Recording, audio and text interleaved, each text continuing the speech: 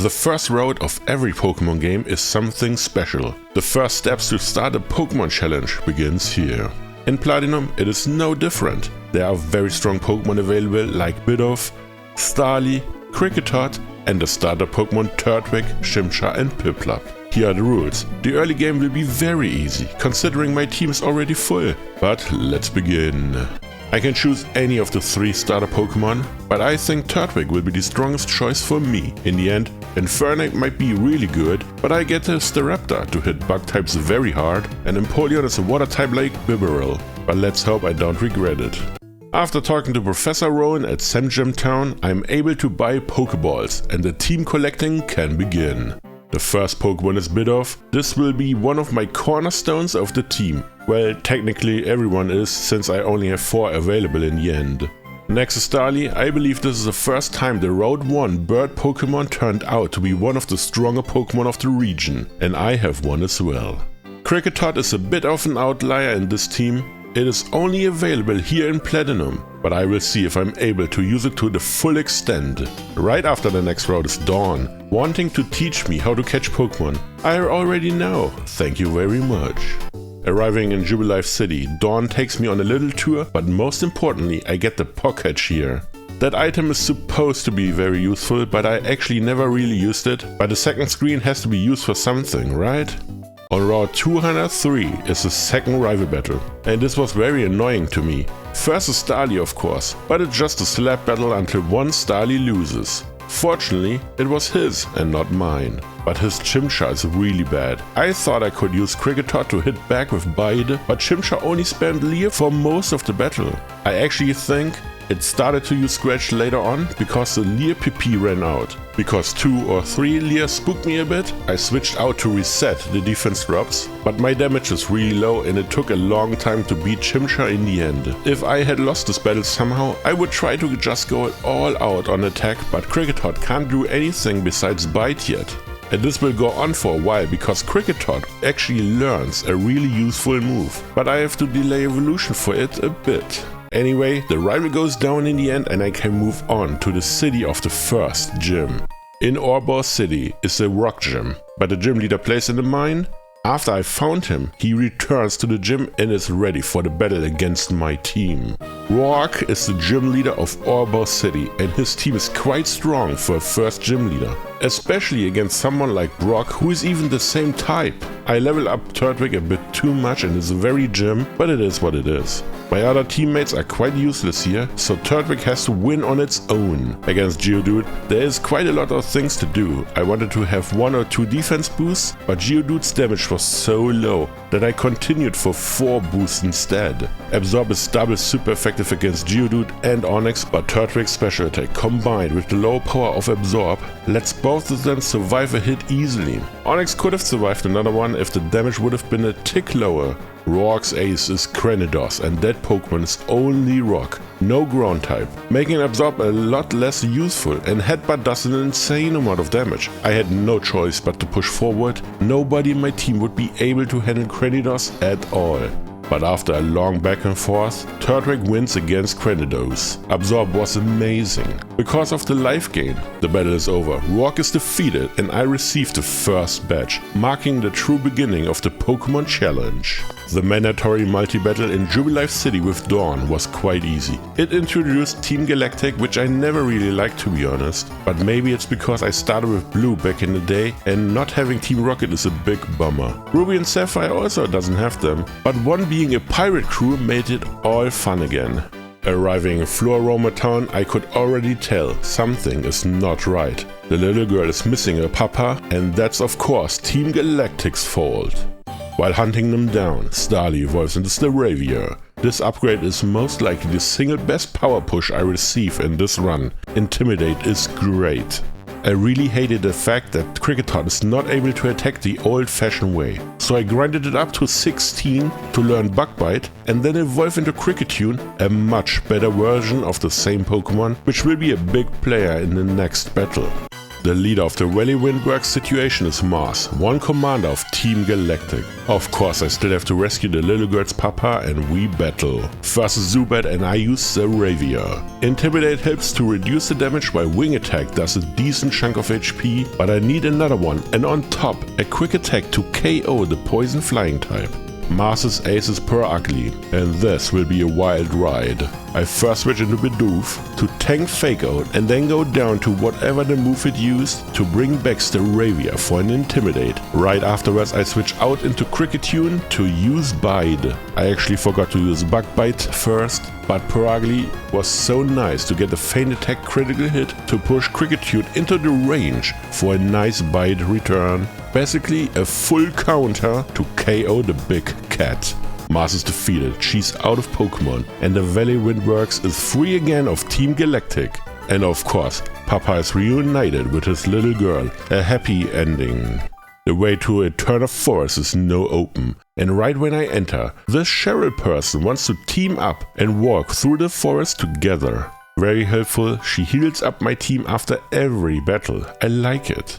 While battling through the forest, Bidoof evolves into Bibarel. Gaining the water type is huge, and Water Gun is the first water type attack I receive.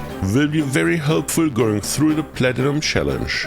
In Eterna City is a grass gym, and the gym leader Gardenia already waits. I didn't really level up a lot and wanted to see how far I can go against her. First is Turtwig, and I go with Kricketot. Bug Bite deals a huge amount of damage, but Reflect will dampen it quite a lot. But another bite and Turtwig is defeated. Next is Sharam. Being slow is a huge pain, but on top, Bug Bite doesn't deal a lot of damage. I switch into Bibarel, thinking after Reflect might be the better time to use Kricketot, but my normal water type goes down without doing any moves, thanks to the speed and Magical Leaf being super effective. Staravia comes in. How fast is the Sharam Pokemon? That's crazy. Magical Leaf deals good amount of damage, but Wing Attack did the perfect amount right outside of healing range, and my Oranberry helps Staravia to stay in longer. Last is Gardenia's Ace Rose Raid, and while that Magical Leaf nearly destroyed me, I have endeavored to bring it down as well, but Citrus Berry helped out quite a bit. And Quick Attack did nothing but bringing Rose Raid into healing range. Very sad. Kricketot has to handle it and goes for Bug Bite, dealing less than half. I get another chance, but Rose Raid survives on about 1 HP, maybe 2, while Kricketot goes down. Turtwig is my last hope, the last chance I get, and after surviving a hit, Tackle comes back at Rose Raid and the Grass Poison type goes down. Gardenia is defeated, and thanks to the level up, Turtwig evolves into Grotle. I somehow always think Grotle is already part ground, maybe because of the Swampert line? Doesn't matter right now, but beating the Grass Gym is a huge win for the overall challenge, considering I can now go on to beat up Team Galactic again. At the top of the Team Galactic Eterna building is Jupiter, who stole some Pokemon from this nice person. I can't allow this. I'm the only one who is allowed to steal, so we battle. First is Zubat against my Bibarel, and Headbutt dealt a lot of damage, so much so that the second one easily KOs. Last Pokemon is Skuntank, and that is a beast. I got some damage off Bibarel thanks to a critical hit, but Citrus Berry restores some of the HP right back, and my normal type went down in a short amount of time. I bring in Kricketot, but all I could manage was 1 attack in before going down to Night Slash, very strong move, especially on Skuntank. It is time to start the annoying technique, using Staravia but not for battle, only for Intimidate. Immediately switching into Grotle. -1 attack, I can try to deal some damage with Tackle, but it didn't work out and Grotle goes down as well. My last Pokemon is Staravia, another Intimidate and then Wing Attack to bring Skuntank into range for a quick and easy Quick Attack, which finally KOs the nasty Pokemon. Jupiter is defeated, the little ones are free again, and I hope that I get better tools to handle Skuntank in the future. Arriving in Hearthstone City, right after the cycling road of Sinnoh, I met my mom. Even though this is quite nice, I'm here to talk to the girl in purple so that she finally returns to her gym. Fantina is the ghost-type gym leader located in Veilstone City. This battle actually took a really long time to figure out and I had to re-level a couple of times. First is Duskull and I go with Grotle. Bite is super effective and can flinch. If Duskull is able to use Will-O-Wisp, it is a lose. And next is her ace, Miss Magius, and this Pokemon is a real beast. I try to use Bite in hopes for Confuse Ray, but Shadow Ball was used and dealt an insane amount of damage. So I switch into Staravia to negate Shadow Ball and try to use Wing Attack to put the Ghost type into Bite KO range. Since I still need Staravia, I switch into Bibarel just to let it get KO'd, but since it's so good, it hangs on for quite a few turns, but I can't deal any damage while it's in potion range. I bring in Grotle again and hope to survive Shadow Ball and KO with Bite in return, which indeed worked out amazingly. Last is Haunter and this is a real long grind fest. The idea was to use Kricketot for Sing, but I misclicked first as well. Nice! When Sing hits, I switch back into Grotle, but Haunter wakes up too fast and KOs Grotle instead. Was worth a shot. It's now or never, Staravia back in and I hope for the best. Wing Attack does really good damage, but Confuse Ray is dangerous, so I switch into Kricketot again, just to let it get put to sleep first and then goes down to Shadow Claw. Staravia in again and this time I get confused but hit anyway for the KO. Fantina is defeated and I get the third badge already. After this battle I realized Haunter was never able to win, because it has only Sucker Punch and Shadow Claw as damaging moves. I wanted to leave Veilstone City, but the rival is here to ambush me. That is not very nice. But we will battle anyway because why not? We both start with Staravia, but I switch out immediately because of Intimidate. Already seeing two double team is quite annoying, but Bibarel didn't really care and pushed through it, defeating Staravia in 2 hits with Headbutt. Next is Roselia. I can switch into my bird Pokemon, but Stun Spore is actually not my favorite move to see here. It didn't matter and Roselia goes down in 1 hit anyway. Against Buzel, I switch out into Grotle, my grass type Pokemon in the team. Only 1 Razor Leaf is needed even after Growl to KO. Last is Monferno and I wanted to see what's going on, but Flame Wheel nearly devastated Grotle. Getting spooked, I switch out into Staravia again and I feel like Wing Attack did a little bit too much damage, but I'm not complaining and finish Monferno off with a good old Quick Attack. The rival is defeated and I hope that teaches him a lesson to never ambush anyone ever again. Arriving at Veilstone City, I wanted to check out the gym, but it was brutal. I got destroyed so many times I need a new strategy. On the way south is a rock I can smash and behind it is a TM for Aerial Ace, which Kricketot really likes to use. And I found a strategy against Meline, the next gym leader in Veilstone City, based on fighting type Pokemon. Her gym is a real gym, very funny. First Meditite against my Staravia. I used Aerial Ace to nearly KO, but not quite, while Rock Tomb hits for a devastating amount of damage. But Kricketot is here to rescue the day and KO the first Pokemon. Next is Machoke and I switch out into Grotle because my bird still has to play a huge role in this battle. My starter Pokemon has Curse to boost attack and defense while a Citrus Berry is attached. Grotle is able to beat Machoke in the end. It is very close, too close for my taste. Meline's ace Lucario enters the gym and Grotle can't do anything but go down. Now comes the tricky part. I use Staravia for Intimidate, then switch out into Bibarel, but it's not necessary to do anything relevant here, just take a hit and go down. To bring in Staravia again, the second Intimidate allows me to survive any hit Lucario can do and then use Endeavor to put Lucario low on HP. 1 Quick Attack for some damage before going down. My last Pokemon is Kricketot. All it has to do is survive a hit. Critical on 1 HP? Wow, that was super close. Aerial Ace connects and Lucario is defeated. Meline is out of Pokemon and I win the next badge. But I'm gonna be honest, if she had any potions, I would have lost easily, but I'm not complaining. Team Galactic are very nasty people. They not only steal Pokemon, but also the Pokédex from Dawn. That is unforgivable, and I need to teach them a lesson. Bibarel has Blizzard, and it hits both opponents at the same time. So the battle is over quite quickly. They run away, but I still get the HM for Fly, which will come in handy very shortly. In Pastoria City is the next gym leader, but the rival chooses this opportunity to strike and ambush me. That's not very nice, but we battle anyway. He starts with Staravia against my Bibarel. Double team is bad, but I hit with Thunder anyway, even paralyzed with it. Just one more headbutt and the bird is defeated. Next is Roselia, and I thought, why not try Blizzard here as well? The Veilstone department store had some really nice stuff to use. Leech Seed and Magical Leaf turned out to be too much and KO's Bibarel in the end. But Staravia is still available, and one aerial ace is exactly what I needed to see, beating Roselia. The rival's ace is Monferno, and I wasn't really sure how this battle will turn out, so I just did aerial ace, which did some damage, and then pressed on Fly, since Fly deals more damage. It was actually enough to KO Monferno.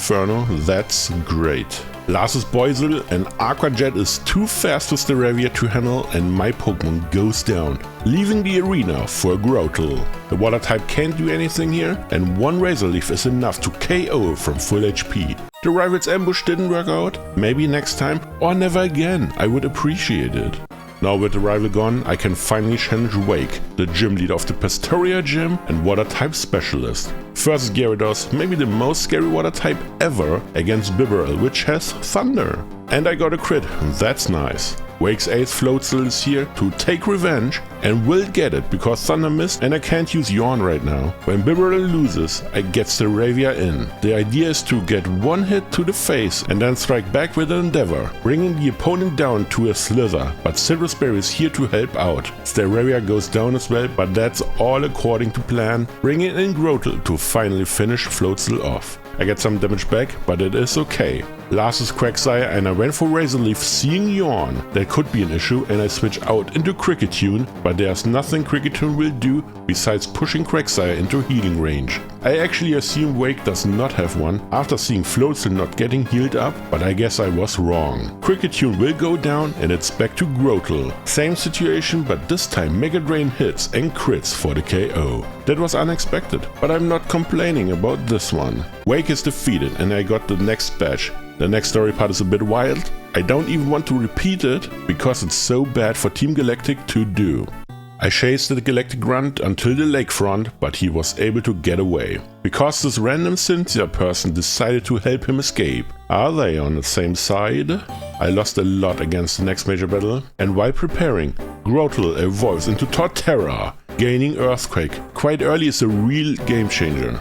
The first battle against Cyrus in the Celestic Ruins was brutal. I didn't realize it at first, but my team is really bad against ice and flying types. First is Sneasel and I go with Bibarel, getting a lot of damage, but I have a Leopard Berry equipped and used Nature Power, making it a fighting type attack. But Sneasel still survives on like 1 HP. That is wild.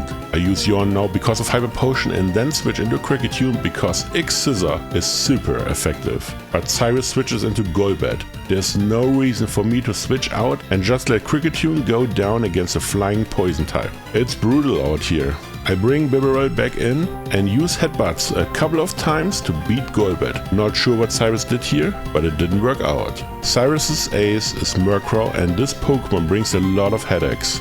I switch into Torterra and it just goes down from full HP. That is crazy. There's a strategy, but it's very luck dependent. Staravia is Intimidate to bring the damage down, but also Endeavor. It fits perfectly that the first Endeavor removes the Citrus Berry, while the second attack brings Staravia down to 3 HP, thanks to Endeavor the opponent as well. One quick attack finishes Murkrow off. That is super lucky. Last is Sneasel, it is asleep, and one Aerial Ace finishes it off as well. The battle is done and Staravia leveled up to evolve into Staraptor. That makes my team fully evolved now. I'm not sure how to feel about it, but at least Staraptor is amazing.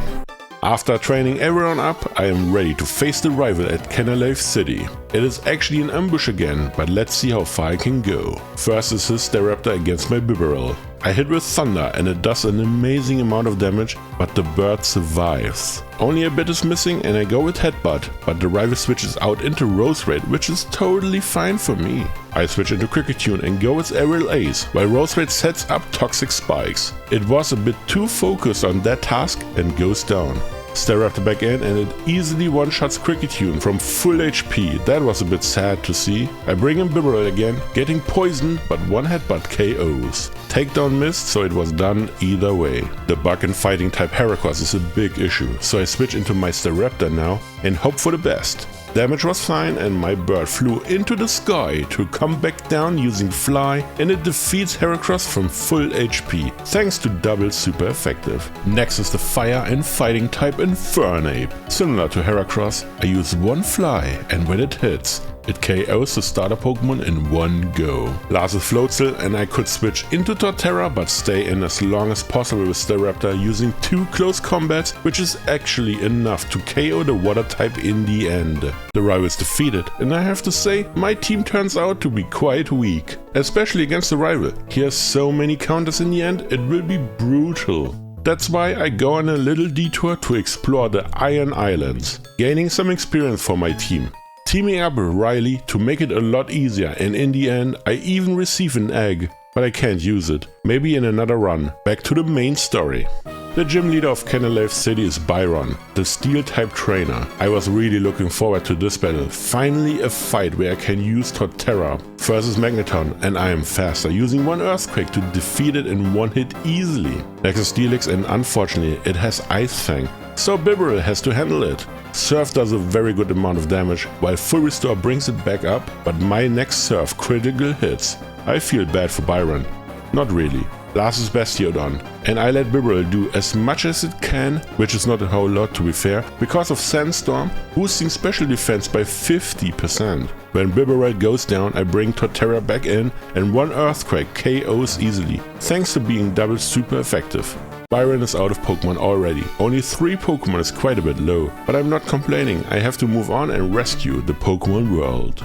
Professor Rowan explains to the rival, Dawn and me how bad things go, but I didn't really listen to him until a loud explosion was heard from the other side of the country. That's actually insane if you think about it. If it was that loud in the library, people living closer nearby have to be completely wiped out. It's sad. I actually like the Veilstone game corner.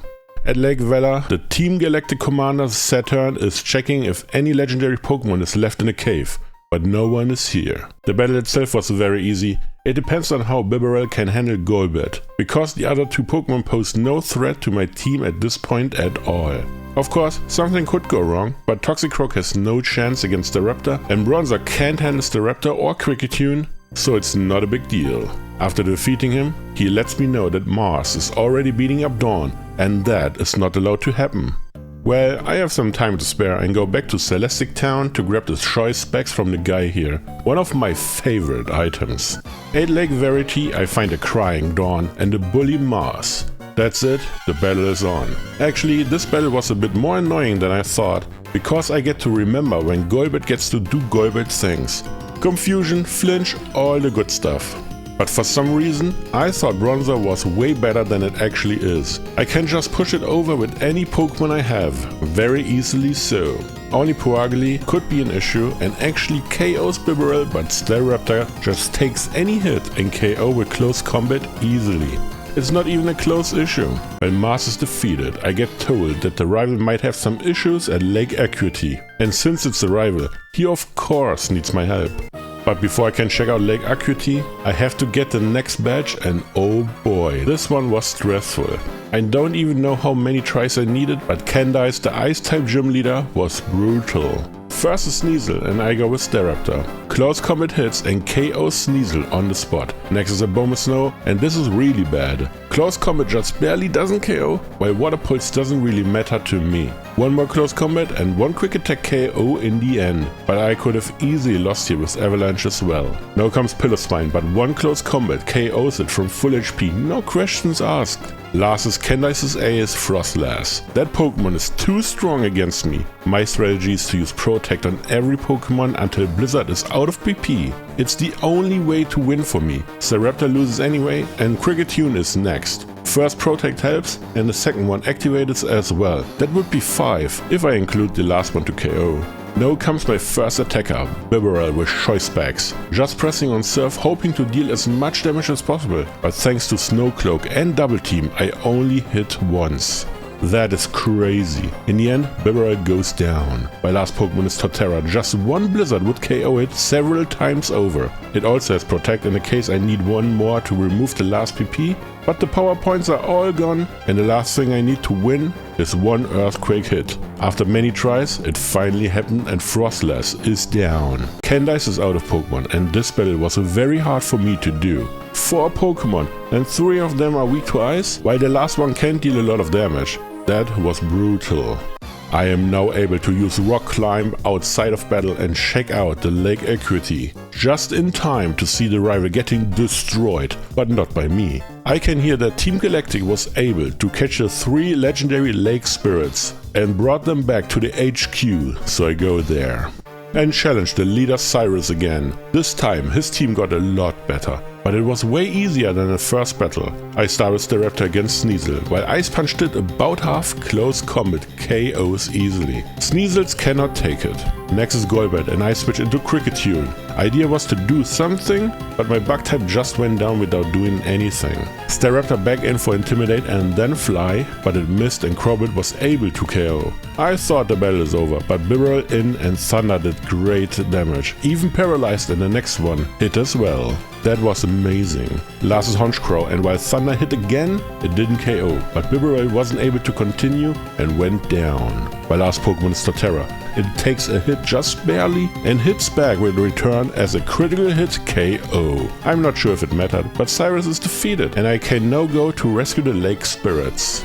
Before I can press the big red button to rescue the legendaries, I have to beat the commander Saturn again. This is basically an easier version of the Cyrus battle. Not even a Crobat, just a Golbat. My switching seems a bit odd, but I don't like confusion and with lower defense, it would be a lot of damage for no reason. I really like that close combat beats up Bronzors. Toxicroak looks dangerous, but one nice flying attack and it's gone.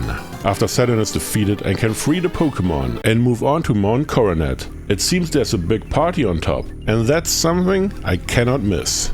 At the top of Spear Pillar is Team Galactic and they plan to bring in the biggest and best party ever. Or so I thought. They actually wanted to destroy the world, summoning the rulers of space and time. But I cannot let this happen. We fight and the rival is even battling at my side. This multi-battle against Mars and Jupiter was quite one-sided. I just used Bibarel with Choice Specs and pressed on Surf until everyone was defeated, even including the rival, my partner for this battle.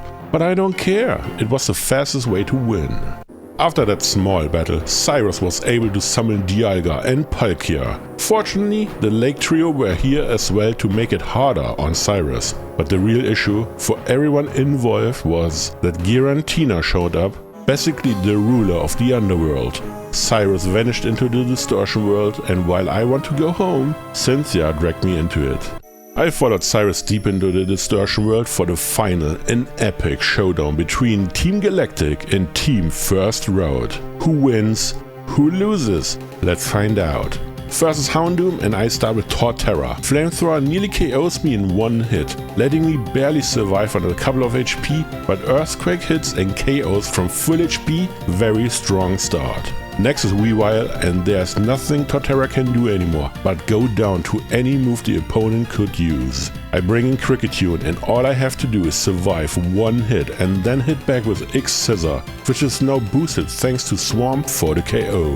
Honchkrow comes now and I can only use one more X-Scissor for some damage and then go down, leaving the battlefield open for Bibarel. One Surf hits in KOs, most likely thanks to Choice Specs. Against Gyarados, however, I need to switch out into Staraptor, getting Intimidate off, negating Earthquake and resetting Choice Specs just to go back into Bibarel, tanking first Ice Fang and then Earthquake to just KO with Thunder in return. That worked out perfectly. Last is Crobat and Cross Poison did a lot of damage and poisoned, but Thunder hits and nearly KOs Crobat. That is amazing. While Bibarel goes down, I can use Staraptor for a final showdown. First using Fly to get a huge hit into Crobat and the turn was free thanks to Full Restore.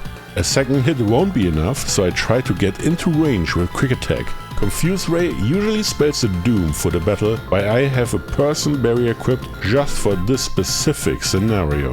another fly, and Kricketot goes down. Cyrus is out of Pokemon and he is defeated. This battle was way more brutal than it looked, especially if I had to level up some more. I had to go through the Distortion world again.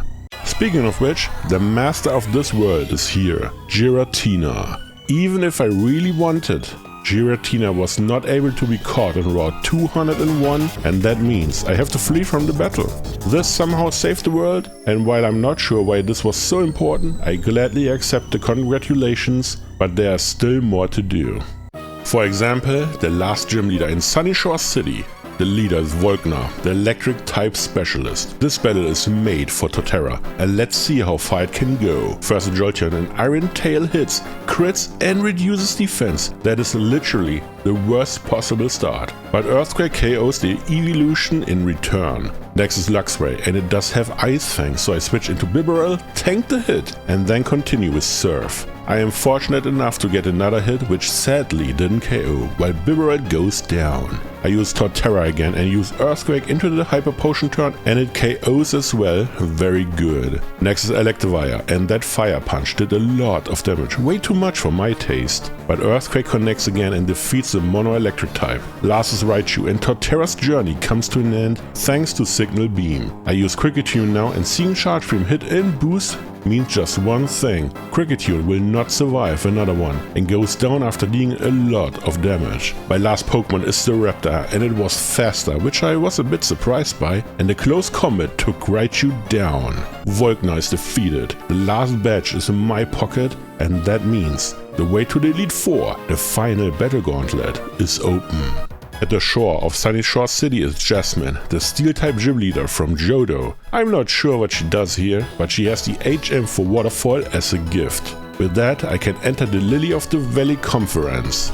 Of course, I totally forgot that I still have to face the rival, and I already leveled everyone up, so that was a mistake. But let's battle him and see how things stand. First is the Raptor mirror match. I am fast, I hit with close combat for about half. The rival thought the same and did about the same as well, but thanks to the defense drop, another one KOs the opposing bird. Next is Floatzel, and I have to switch out into Bibarel, resetting the defense for an easy KO. If I'm able to hit anyway. Thunder clears the Floatzel from the battlefield. Now comes Heracross, and I think it's time for Kricketot, but of course another critical hit, because why not? Aerial Ace should KO, but it doesn't. It's like 1 HP or whatever, and Kricketot goes down. Staraptor back in, and an easy quick attack removes Heracross from the opposing team.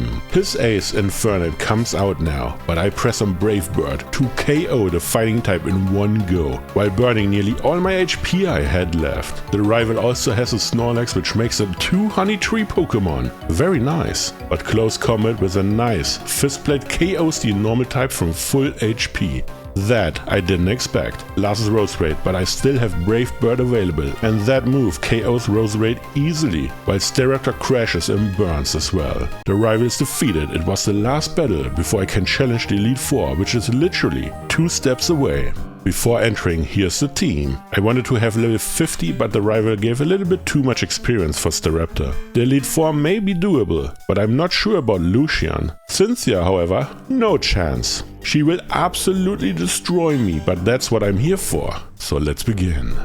The first Elite Four member is Aaron, specialized on Bug-type Pokemon. That's something I like to see as an easy warm-up round. He starts with Yanmega, while I go with the Raptor. One Brave Bird connects and the Bug type is defeated. Next is Drapion, doesn't have the Bug type. Not sure what's going on, but I switch into Kricketot to get one small amount of damage in before going down. Using Torterra next to just barely tank an Ice Fang and hit back with Earthquake to KO, thanks to being super effective. Now comes Vespiquen, and all I can do is some damage will return and then return to the Pokeball. I bring out Staraptor again, and one Brave Bird finishes Vespiquen off. Heracross is here, but it's double weak to flying type attacks and goes down easily. Last is Scizor, and I went for quick attack. Only a little dent is needed to win, because once Staraptor is out of HP, I bring in Bibarel to use one Surf to KO with a critical hit. The crit wasn't needed, but I take it anyway. Aaron is defeated and the first member is down. Next Elite Four member is Bertha, ground type specialist. Thankfully, I have 2 very good Pokemon against her team. First is Whiscash against my Torterra. One Woodhammer KOs easily. learnable via Hard Scale. Next is Gliscor and I switch into Kricketot. The damage was bad, but Quick Claw comes to the rescue to deal at least some back before going down. Bring an Instaraptor now and one Brave Bird KOs Gliscor. That is actually quite good for me. Next is Golem, but that's just the end for Staraptor. One Thunder Punch and it's over. Letting Bibarel come in to use one Surf to KO. Next is Rhyperior, but one Surf is enough again, this time from full HP. Last is Hippowdon, and that Pokemon has a lot of stuff to do for Bertha to come back into battle, considering I also have Torterra left as well. But Bertha loses here and the second Elite 4 member is down. This Elite 4 member is Flint. Fire types are his thing, and it took a while to figure this battle out. I go first with Bibarel against Houndoom. I use Stealth Rocks, which is quite good against his team. Then switching out into Staraptor, getting hit by a big Dark Pulse. But one close combat removes the Fire Dog from the battle. Against Infernape starts the technique to switch into Kricketot. The moves don't matter in the slightest, it will just go down in 2 hits. I bring in Staraptor again because Intimidate is just too strong and then switch into Bibarel. This was actually a mistake because of Thunder Punch, but it will work out. Now Torterra in, which can easily tank a Flare Blitz thanks to Intimidate and then hit back with Earthquake to KO. The Citrus Berry was here just in case. Next is Flareon and I'm faster, hitting with Earthquake to KO from full HP. The Fire Horse Rapidash is faster and KOs with Flare Blitz finally. I bring in Staraptor, my last Pokemon, and one close combat KOs from that spot. Flint's Ace Magmortar enters the arena for a final showdown. But I'm faster and Brave Bird KOs with some help of Stealth Rocks earlier. Flint is defeated and that's it for the easy part of the Elite 4. The next one will be brutal. The last member of the Elite 4 is Lucian, who really likes Psychic types. This battle is nearly impossible. I tried so many strategies and had so many tries overall. This is by far the best and so many things has to go right, like multiple Quick Claw activations and Focus Blast miss, stuff like that. In the end, my team goes down every time. And that's even before I'm able to see Cynthia. I believe that battle is even worse. I will level up to 55, that is quite a lot, but I feel like even that might still be too low for the champion battle. But let's find out. At level 55 this battle was actually doable, but only very slightly so. I actually think my team is just not ready for the upcoming battles at all.